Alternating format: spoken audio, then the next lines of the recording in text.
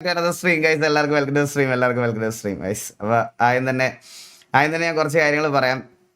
ഇപ്പോൾ കഴിഞ്ഞ കുറച്ച് ദിവസമായിട്ട് ഞാൻ ഇങ്ങനൊരു ഗ്യാപ്പ് എടുക്കണമെന്ന് ഒരിക്കലും പ്രതീക്ഷിച്ചൊരു കാര്യമല്ല ഗൈസ്. സത്യം പറഞ്ഞാൽ ഇത് തുടങ്ങിയിട്ടൊരു 2-2.5 വർഷമായിട്ടുണ്ടാവും. നിങ്ങൾ ലൈവ് കാണുന്നവരെ എനിക്കിത് അധികം പറഞ്ഞ് ഇതാക്കണ്ട. പക്ഷേ വരാത്തതിൻ്റെയും ഇതിൻ്റെയൊക്കെ കാരണങ്ങൾ പറയണമല്ലോ. സിറ്റിയിലോടൊക്കെ ബ്രോ എനിക്ക് പ്രയോറിറ്റി ഉണ്ട്, ഞാൻ പെട്ടെന്ന് കയറിക്കോളും.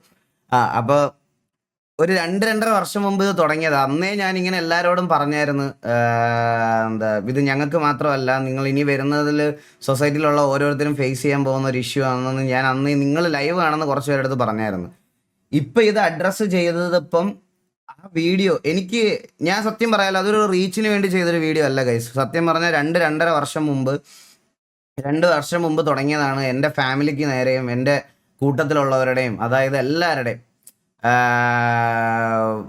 എൻ്റെ ഈവൻ ഈ ഗെയിമിംഗ് കമ്മ്യൂണിറ്റിയായിട്ട് ബന്ധമില്ലാത്ത എൻ്റെ ചേച്ചിയുടെ വരെ ഇതിനകത്ത് പലവട്ടം ഞാൻ കണ്ടിട്ടുണ്ട്. ചേച്ചി ആയിക്കോട്ടെ, ഈ പറയണത് പോലെ നമ്മുടെ സർക്കിളിലുള്ള പെൺകുട്ടികളായിക്കോട്ടെ, ഇപ്പോൾ ബ്രൈറ്റ് ഫോക്സ് എന്നൊക്കെ പറഞ്ഞാൽ അവളെന്നൊക്കെ പറഞ്ഞാൽ നമ്മൾ അത്രയും, എനിക്ക് റിയൽ ലൈഫിൽ അത്രയും ബന്ധവും ഇതുള്ള ആൾക്കാരാണ്. അവരൊക്കെ ഓരോ വട്ടം നമ്മളെ മീറ്റ് ചെയ്യാൻ വരുമ്പോഴും ഞങ്ങളുടെ ഒരു 1/2 മണിക്കൂർ 3/4 മണിക്കൂർ കഴിഞ്ഞ 2-2.5 വർഷമായിട്ടുള്ള ഞങ്ങളുടെ ഡിസ്കഷനിൽ വരുന്ന ഒരു കാര്യമാണ്. അവളെപ്പോഴും ഇതിൻ്റെ പേരിൽ ഡിപ്രസ്ഡാണ്. അലീന ആയിക്കോട്ടെ, ഇങ്ങനെ കുറേ പേരുണ്ട്, മനസ്സിലായോ?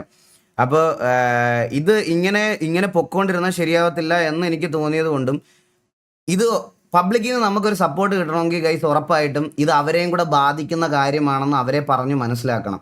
എങ്കിൽ മാത്രമേ നമുക്ക് ആ ഒരു സംഭവം അവരുടെ അടുത്തുനിന്ന് കിട്ടത്തുള്ളൂ. അല്ലാത്ത പക്ഷം നമുക്കത് കിട്ടത്തില്ല, മനസ്സിലായോ? അതുകൊണ്ടാണ് എനിക്ക് സത്യം പറഞ്ഞാൽ അത് ചെയ്യാൻ വിഷമം ഉണ്ടായിരുന്നു. എന്നാലും ഈ പറയുന്ന അമ്മമാരുടെയും ബാക്കിയുള്ളവരുടെയൊക്കെ വീഡിയോയും ഫോട്ടോയും മുഖം ബ്ലർ ചെയ്തും മുഖത്ത് കുത്തി വരച്ചും എനിക്ക് അപ്ലോഡ് ചെയ്യേണ്ട ഗതികേട് എനിക്ക് വന്നത്.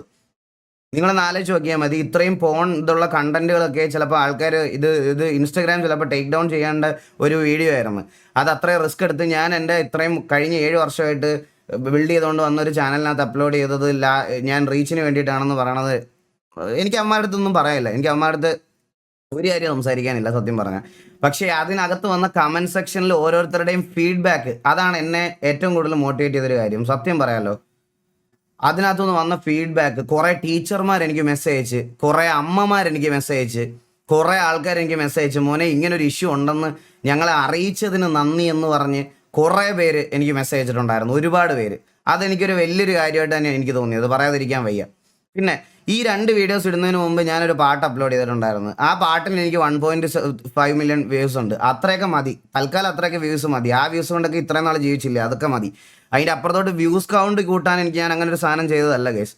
ആൻഡ് നിങ്ങളൊന്ന് ആലോചിച്ച് നോക്കണം, 2-2.5 വർഷമായിട്ട് എൻ്റെ വൈഫ് പ്രഗ്നൻസി ആയിട്ടിരിക്കുന്ന സമയത്ത് പോലും ഇവന്മാർ, നിങ്ങൾക്ക് അറിയുമോയെന്ന് എനിക്ക് അറിഞ്ഞുകൂടാ, ഇതൊക്കെ ഇപ്പോൾ പറയണമെന്ന് തോന്നി. അതായത് എൻ്റെ വൈഫിൻ്റെ ഒരു പ്രഗ്നൻ്റ് ആയിട്ടിരിക്കുന്ന സമയത്ത് ഞാൻ ബാബുവിനെ കൊണ്ടൊരു ഗിഫ്റ്റ് കൊടുപ്പിച്ചായിരുന്നു. ആ ഗിഫ്റ്റിനകത്ത് അവൾ വീട്ടിൽ അത് ഭയങ്കര അൺഎക്സ്പെക്റ്റഡ് ആയിട്ട് കൊടുത്തൊരു സാധനം. അവൾക്ക് അറിഞ്ഞുകൂടാ, മനസ്സിലായി, അവൾക്ക് അങ്ങനെ ആൾ വരുന്നുണ്ടെന്ന് തോന്നും. അപ്പോൾ അവൾ വീട്ടിൽ നിൽക്കുന്ന ഡ്രസ്സിലാണ് നിൽക്കുന്നത്. എൻ്റെ കുഞ്ഞിനെ വയറ്റിലിട്ടുകൊണ്ടിരിക്കുന്ന ആ ഫോട്ടോ വരെ ഈ ടെലഗ്രാം ഗ്രൂപ്പിനകത്ത് ഇട്ടിട്ട് അവളുടെ അത് കണ്ടോടാ ഇത് കണ്ടോടാ എന്ന് പറഞ്ഞ് എൻജോയ് ചെയ്തവന്മാരുണ്ട്, മനസ്സിലായ? ഇതൊക്കെ ഒരു പെർട്ടിക്കുലർ ടൈമിൽ ഞാൻ അന്നേരം ഇതൊക്കെ നമ്മൾ അഡ്രസ്സ് ചെയ്യുമ്പോൾ ഓരോരുത്തർ പറയും, നീ വീഡിയോ ഇട്ടിട്ടല്ലേടാ, അല്ലെ അവർ വീഡിയോ ഇട്ടിട്ടല്ലേടാ എന്ന് പറയണ ഇതുണ്ട്. ഇതെല്ലാം ടെലഗ്രാം ഗ്രൂപ്പിൽ ഇപ്പോഴും ഉണ്ട്, ഇപ്പോഴത്തെ ഗ്രൂപ്പിലും ഉണ്ട് ഇതൊക്കെ. ഇത് 1-2 ഒന്നുമല്ല, ഇതുപോലെ ഒരുപാട് പേരുണ്ട്. പിന്നെ ഞാൻ നിങ്ങളുടെ അടുത്തെല്ലാം പറയാൻ പോണ ഒരു ഏറ്റവും വലിയൊരു കാര്യം ഞാൻ നിങ്ങളുടെ അടുത്ത് ഇപ്പോഴും പറഞ്ഞുതരാം. ഇത് അക്ഷരം തെറ്റാതെ വന്നിരിക്കും, ഞാൻ നിങ്ങളുടെ അടുത്ത് എപ്പോഴും പറയാം. എല്ലാവരും ഇനി അടുത്തത് പറയാൻ പോകണമെന്തെന്ന് അറിയോ, ഇത്രയും വലിയൊരു നമ്മുടെ പബ്ലിക്കായിട്ട് എത്രയും ആൾക്കാരെ അഫക്റ്റ് ചെയ്യുന്ന ഒരു ഇഷ്യൂ അഡ്രസ്സ് ചെയ്തിട്ട് പോലും ഈ അഡ്രസ്സ് ചെയ്തതിനെ പറ്റി ആയിരിക്കത്തില്ല ഇനിയുള്ള ഇവിടുത്തെ കുറേ ലീച്ച് ക്രിയേറ്റേഴ്സ് ആയിട്ടുള്ള ആൾക്കാർ ഇതിനെ വീഡിയോ ചെയ്യാൻ പോകുന്നത് ഇങ്ങനെ ആയിരിക്കത്തില്ല. ഇവൻ ലൈവിലൊക്കെ തെറി പറയണമല്ലേ, അതിൻ്റെ റിട്ടേൺ ബാക്ക് ആയിരിക്കും ചിലപ്പോൾ ഇതൊക്കെ കിട്ടുന്നത്. ഇതൊക്കെ ആയിരിക്കും ഇനി അടുത്ത ഡിസ്കഷൻ. നിങ്ങൾ എഴുതി വെച്ചോ, നമ്മളൊരു കാര്യം അഡ്രസ്സ് ചെയ്തതിനെ പറ്റി ആയിരിക്കത്തില്ല സംസാരിക്കുന്നത്. ഇവൻ തെറി പറഞ്ഞത് ഇവൻ്റെ തെറി ഉള്ളത് കൊണ്ടാണ്, അതുകൊണ്ടാണ്, ഇതുകൊണ്ടാണ് എന്ന് പറഞ്ഞിട്ട് പുതിയ കുറേ എണ്ണം വരും. ഇപ്പം തന്നെ കുറേ എണ്ണത്തിന് ഞാൻ കാണുന്നുണ്ട്, ഇപ്പം തന്നെ വരും. ഗൈസ്, ഞാനിവിടെ ആരെയും ഡെയിലി ലൈവിനകത്ത് വന്നിരുന്ന് നേരെ വന്ന് തള്ളക്കി വിളിക്കുകയും തന്തയ്ക്ക് വിളിക്കുകയും ഒന്നും ചെയ്യുന്ന ഒരാളല്ല. ഞാൻ ട്രിഗർ മൊമെൻറ്റിൽ ഞാൻ വിളിച്ചിട്ടുണ്ട് പലവട്ടം. എൻ്റെ കയ്യിൽ നിന്ന് പോയിട്ടുള്ള മൊമെൻ്റ് ഉണ്ട്, അതൊന്നും ഇല്ലെന്ന് പറയണില്ല, അതൊക്കെ ശരിയാണ്. പക്ഷേ ഇങ്ങനൊരു കാര്യം അഡ്രസ്സ് ചെയ്യുമ്പോൾ അതിനെ കൗണ്ടർ ചെയ്യാൻ ഇതാണോ യൂസ് ചെയ്യണത്? എൻ്റെ ചോദ്യം അതാ. ഇതിനെ കൗണ്ടർ ചെയ്യാൻ വേണ്ടിയിട്ട് അത് യൂസ് ചെയ്യുക എന്ന് പറയണത് അതിനൊന്നും പറയാനില്ല. ഇതൊക്കെ ഇതൊക്കെ സ്വന്തമായിട്ട് അനുഭവിക്കുമ്പോഴേ ഇതിൻ്റെയൊക്കെ വിഷമവും ഇതിൻ്റെയൊക്കെ ഇൻറ്റൻസിറ്റിയും മനസ്സിലാവത്തുള്ളൂ.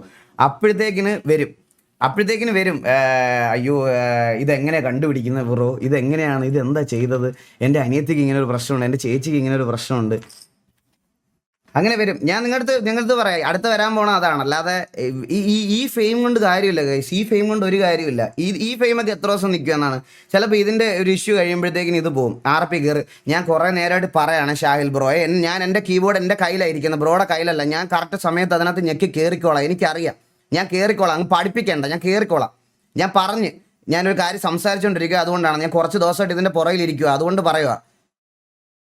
അപ്പോൾ എനിക്ക് അങ്ങനത്തെ ആൾക്കാരെ എന്ത് വേണേൽ പറയാം, എനിക്ക് കുഴപ്പമില്ല. ഇൻ കേസ് അങ്ങനെ ഈ തെറി പറയണത് ശരിയാണെന്ന് ഞാൻ പറയത്തില്ല ഗൈസ്, ശരിയാ. പിള്ളേരൊക്കെ കാണുന്നുണ്ടാവും, കുറച്ച് ആൾക്കാരൊക്കെ കാണുന്നുണ്ടാവും. അപ്പോൾ നമ്മൾ പബ്ലിക്കലി പെട്ടെന്ന് ട്രിഗർ ആകുമ്പോൾ അത് മിസ്റ്റേക്ക്. പക്ഷേ എൻ്റെ കയ്യിൽ നിന്ന് പോയ സമയത്തൊക്കെ ഞാൻ അടുത്ത ദിവസങ്ങളിൽ വന്ന് ഞാൻ ലൈവിൽ അത് പബ്ലിക്കായിട്ട് പറയാറുണ്ട്, അതെൻ്റെ ഭാഗത്തുനിന്ന് വന്ന മിസ്റ്റേക്ക് ആണെന്ന്. പക്ഷേ ഞാൻ ടുവേർഡ്സ് ദ സ്ട്രീം തുടക്കം തൊട്ട് ലാസ്റ്റ് വരെ തള്ളക്കി വിളിച്ചുകൊണ്ടിരിക്കുന്ന ഒരു സ്ട്രീമർ അല്ല ഞാൻ. അങ്ങനെ സ്ട്രീം ചെയ്യാറില്ല, ഞാൻ അങ്ങനെ ഇതുവരെ ചെയ്തിട്ടുമില്ല, ഞാൻ അങ്ങനെ ചെയ്യാറില്ല. അങ്ങനെ കയറില്ല. എന്തെങ്കിലുമൊക്കെ സിറ്റുവേഷൻസ് വന്ന് നമ്മുടെ അകത്ത് OC ടോക്കൊക്കെ വന്ന് ഡ്രാഗായി അങ്ങനെയൊക്കെ വരുമ്പോഴാണ് ഈ തെറിവിളിയിലോട്ട് പോകുന്നത്, മനസ്സിലായോ? ബട്ട് സ്റ്റിൽ ഓക്കെ, അങ്ങനെ എന്തെങ്കിലും ഇഷ്യൂസ് ഉണ്ടായിട്ടുണ്ടെങ്കിൽ അത് നിങ്ങൾക്ക് അഡ്രസ്സ് ചെയ്യാം, കുഴപ്പമില്ല. പക്ഷേ ഒരു ഇങ്ങനത്തെ ഒരു സാധനം വന്ന് പറയാൻ വേണ്ടിയിട്ട് നീ തെറി വിളിച്ചവനല്ലേ എന്ന് പറഞ്ഞ് ഒബ്ജക്റ്റ് ചെയ്യുന്നതിനോട് എനിക്ക് യാതൊരു ഇതുമില്ല. അത് അങ്ങനെയല്ല, ആ ഒബ്ജക്ഷൻ എനിക്ക് പ്രശ്നമുണ്ട്. ഒരു കാര്യം പബ്ലിക്കലി ഇത്രയും പേരെ അഫക്റ്റ് ചെയ്യുന്ന ഒരു കാര്യം വന്ന് പറയുമ്പോൾ അത് പറഞ്ഞ് ഇതാക്കാൻ. പക്ഷെ ഇവരൊന്നും മനുഷ്യന്മാരല്ലെന്ന് ഞാൻ ആലോചിക്കണം ഗൈസ്. ഇതിൻ്റെ ഇൻ ടു ദ ഡീപ്പ് ഞാൻ കുറേ സാധനങ്ങൾ വന്നപ്പം ഇത് ഇൻസ്റ്റഗ്രാം, ഇത് ടെലഗ്രാം മാത്രം ബാൻ ചെയ്തുകൊണ്ടൊന്നും ഒരു കുന്തോ ഇവിടെ നടക്കാൻ പോകുന്നില്ല. ടെലഗ്രാം മാത്രമൊന്നും അല്ല, ഇത് ഇൻസ്റ്റഗ്രാമിലുണ്ട്, ഇത് റെഡിറ്റിലുണ്ട്, ഇത് ഡിസ്കോഡിലുണ്ട്, എല്ലായിടത്തും ഉണ്ട്. ഇതൊന്നും ബാൻ ചെയ്യുന്നതല്ല നമ്മുടെ സൊല്യൂഷൻ. ഇത് കുറച്ച് കൺട്രോൾഡ് ആയിട്ട് യൂസ് ചെയ്യാൻ വേണ്ടിയിട്ട് നമ്മൾ എന്തെങ്കിലും ചെയ്യണം, അല്ലാതെ വേറെ ഇതൊന്നും ബാൻ ചെയ്യണമല്ല. ഇതൊക്കെ ബാൻ ചെയ്താൽ നമ്മൾ നമ്മുടെ ബാക്കി കാര്യങ്ങൾക്ക് ഇതൊക്കെ എന്ത് ചെയ്യും? ഇപ്പോൾ കമ്മ്യൂണിക്കേഷൻ ബാക്കി അങ്ങനത്തെ കാര്യങ്ങൾക്കൊക്കെ ഈ വാട്സപ്പ് ചാനൽസ് ഉണ്ട്, വാട്സപ്പ് ബാൻ ചെയ്യണോ?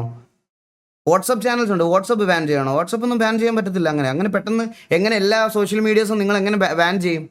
ഇത് ബാൻ ചെയ്യുന്നതല്ല, ഇത് റെസ്പോൺസിബിളായിട്ട് യൂസ് ചെയ്യാൻ വേണ്ടി പഠിപ്പിക്കുക എന്നുള്ളതാണ് സാധനം. അല്ലാതെ ഇത് ബാൻ ചെയ്യുന്നുണ്ടോ ഇതൊന്നും ഇതാക്കുന്നുണ്ടോന്നും അല്ല കാര്യം. പോലീസ് എന്ത് പറഞ്ഞു? ഇപ്പോൾ കേസിൻ്റെ ഡീറ്റെയിൽസ് എനിക്കിപ്പോൾ ഡിസ്ക്ലോസ് ചെയ്യാൻ പറ്റത്തില്ല. അത് ഒരു കാര്യം ഞാൻ പറഞ്ഞുതരാം. കേരളത്തിലെ സൈബർ ഇതിൻ്റെ ഹെഡിൽ നിന്ന് എന്നെ വിളിച്ചായിരുന്നു. ആൻഡ് അവരെൻ്റെ എല്ലാ ഡേറ്റാസും കളക്ട് ചെയ്തു. ഞാൻ എല്ലാ ഡേറ്റാസും ഹാൻഡ് ഓവർ ചെയ്തു. ഏകദേശം ഒരു 10-13 പേരുടെ ഡീറ്റെയിൽസ് ഞാൻ അവർക്ക് ഹാൻഡ് ഓവർ ചെയ്തു. ആൻഡ് ബാക്കിയൊക്കെ ഇനി അവരുടെ കയ്യിലുള്ള കാര്യങ്ങളാണ്, അവർ ഇതാക്കാം. അപ്പോൾ എന്തെങ്കിലും ഒരു ഇതുണ്ടാകുമ്പോൾ എന്നെ വിളിപ്പിക്കുക എന്ന് പറഞ്ഞിട്ടുണ്ട്. ആൻഡ് ബാക്കി വേറെ ഒരു കേസും കൂടി ഉണ്ട്, അത് നിങ്ങൾക്ക് ഓൾറെഡി അറിയാവുന്ന കാര്യമാണ്. അതിൻ്റെ കാര്യങ്ങൾ എനിക്ക് വെളിയിൽ പറയാൻ പറ്റത്തില്ല, ഇപ്പോൾ അത് കറണ്ട്ലി പറയാൻ പറ്റുന്ന അവസ്ഥയല്ല. അത് ഞാൻ വഴിയെ അതിൻ്റെ അപ്ഡേറ്റ് തരാം. സോ എനിക്ക് ഇപ്പോൾ കറണ്ട്ലി ബാക്കിയുള്ള ഇങ്ങനത്തെ കാര്യങ്ങളിലുള്ള ആൾക്കാരുടെ അടുത്ത് ഇങ്ങനത്തെ കോണ്ടന്റ് ക്രിയേറ്റ് ചെയ്ത് തരുന്ന ആൾക്കാരുടെ അടുത്ത് മറുപടി പറയാൻ താല്പര്യമില്ല. അത് ഞാൻ അങ്ങനെ ചെയ്യുന്ന, അതായത് ഞാനിപ്പോൾ പറയണം, ഞാൻ towards the live toxicity use ചെയ്യുന്ന ഒരാളാണെന്നെങ്കിൽ ഓക്കെ. ഞാനിപ്പോൾ 8 വർഷമായി സ്ട്രീം ചെയ്യാൻ തുടങ്ങിയിട്ട് എൻ്റെ പേരിൽ എനിക്ക് അങ്ങനെ ഒരു അലിഗേഷൻ ഇതുവരെ എനിക്ക് വന്നിട്ടില്ല. ആൻഡ് ഇപ്പോഴും നമ്മുടെ ലൈവ് കാണുന്ന ഒരുപാട് ഫാമിലി ആയിട്ടുള്ള ആൾക്കാരുണ്ട്. പക്ഷെ ബട്ട് സ്റ്റിൽ കാണുമ്പോഴൊക്കെ എന്നോട് പറഞ്ഞിട്ടുണ്ട് ഈ പറയണ തെറിവുകളുടെ കാര്യമൊക്കെ എന്നോട് പറഞ്ഞു. ഇവൻ എൻ്റെ അച്ഛനും അമ്മയും പോലും എപ്പോഴും വഴക്ക് പറയണ കാര്യം അതാണ്, മനസ്സിലായ എൻ്റെ അടുത്ത്. അപ്പോൾ അത് തെറ്റാണ്, അത് ശരിയാണെന്ന് ഞാൻ ഒരിക്കലും വാദിക്കില്ല, അത് തെറ്റാണ്. പക്ഷേ അത് അങ്ങനെ ചെയ്യണതല്ല, കയ്യിൽ നിന്ന് കൺട്രോൾ പോകുന്ന സമയത്ത് പറ്റിപ്പോകാനായിട്ടുള്ള കാര്യങ്ങളാണ്. ആൻഡ് എനിവേ ഇതിൻ്റെ ഒരു അവസാനം കിട്ടുന്നത് വരെ, ഇതിന് എനിക്ക് എൻ്റേതായിട്ടുള്ള ഒരു നീതി കിട്ടുന്നത് വരെ ഞാൻ ഫൈറ്റ് ചെയ്യും. അത് ഞാൻ ഒരു സംശയമില്ല ഗൈസ്. ഞാൻ ഇനി എന്തൊക്കെ ഇതാക്കണം. അപ്പം എനിക്ക് ഞാൻ ഈ ഒരു കുറച്ച് ഗ്യാപ്പ് എടുത്തത് അതുകൊണ്ടാണ്. ഞാൻ ഇങ്ങനത്തെ ഒരു ചെറിയ ഗ്യാപ്പുകൾ ഇതിനകത്ത് ഉണ്ടാവും. അപ്പോൾ നിങ്ങളത് മനസ്സിലാക്കണം, വേറെ ഒന്നും കൊണ്ടല്ല. എന്താ അപ്പോൾ അവളോക്കെയാണ്, കുഴപ്പമൊന്നുമില്ലടാ, അവളോക്കെയാണ്. ലൈക്ക് ഇതിപ്പോൾ കുറേ നാളായില്ലടാ, ഫേസ് ചെയ്ത് ഒരുപാട് നാളായി, മനസ്സിലായി. അതുകൊണ്ട് ഇതിനോടിപ്പോൾ അവൾ അഡാപ്റ്റീവ് ആയി തുടങ്ങി. എന്ന് കരുതി ഇതാക്കണം. പിന്നെ ഇന്ന് വിളിച്ച് സംസാരിച്ചവനെ പോലും അവൻ എൻ്റെ അടുത്ത് കരഞ്ഞ് കാല് പിടിക്കുക. ബ്രോ പറ്റിപ്പോയതാണ്, എനിക്ക് കൂട്ടുകാരില്ലാത്തതുകൊണ്ടാണ്, എനിക്ക് കൂട്ടുകാരില്ല അതുകൊണ്ടാണ്, അതാണ് ഇതാണ് എന്തൊക്കെയോ പറഞ്ഞ് കരയുന്നു. എനിക്ക് അറിഞ്ഞൂടാ ഇതിനൊക്കെ എന്താ ചെയ്യേണ്ടതെന്ന് സത്യം പറഞ്ഞ. അപ്പൊ ഇത്രയൊക്കെയാണ് കാര്യങ്ങൾ. ദേവിടെ ഉണ്ടോ? ദേവിടെ ഉണ്ട്, താഴെയുണ്ട് സത്യം, ഇവിടെ വീട്ടിലുണ്ട്. ഓരോരുത്തന്മാർ ഓരോന്ന് പറഞ്ഞു വലിപ്പിക്കുന്ന കേൾക്കുമ്പോ കുഞ്ഞിനെയൊക്കെ ലൈവ് കാണിക്കാൻ പേടിയപ്പോ എനിക്ക്. പറയാതിരിക്കാൻ വയ്യ.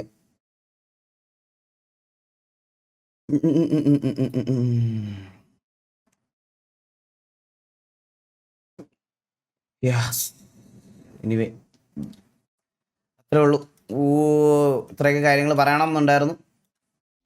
ബാക്കിയൊക്കെ ഇനി അവരുടെ സൈഡിൽ നിന്ന് എന്തെങ്കിലുമൊക്കെ ഫീഡ്ബാക്കും കാര്യങ്ങളൊക്കെ വന്നതിന് ശേഷം നമുക്ക് ഇതാക്കാം.